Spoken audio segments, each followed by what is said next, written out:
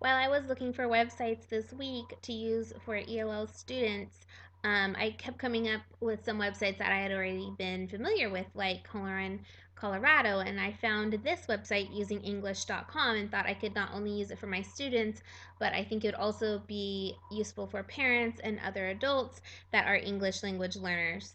I have recently realized how many idioms I use during the day while I'm teaching, and this week, for example, I said, it's really just black or white.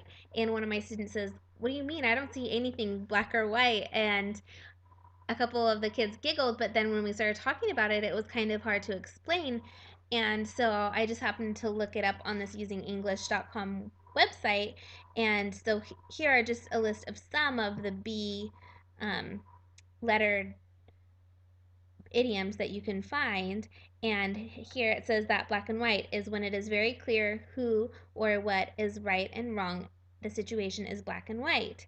And that's basically what we got down to, but it was something that I hadn't really thought a lot about, and it was kind of funny at the time. So if you go to home, it comes up with a whole bunch of different things that you can do and a lot of awesome tools, but unfortunately, it has um, some ads, and so that's kind of a bummer.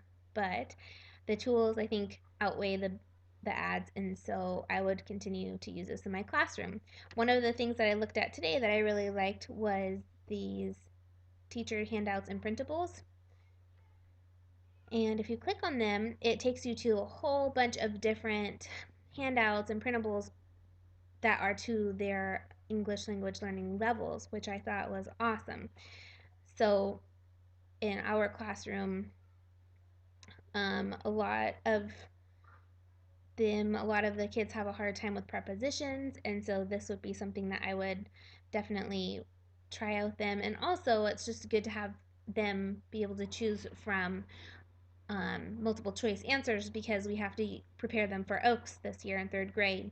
So, for example, he was very good at blank us when we were in trouble.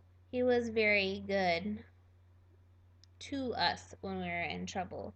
Um, and just explaining to them right and wrong between these, and I could see myself printing these and then using them as a station during our literacy time.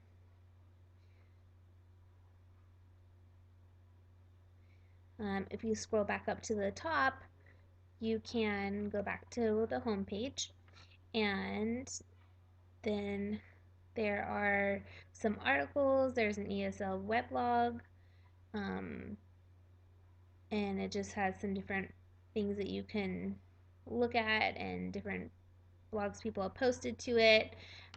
There's also some teacher training, and let's see, what else is I going to show you?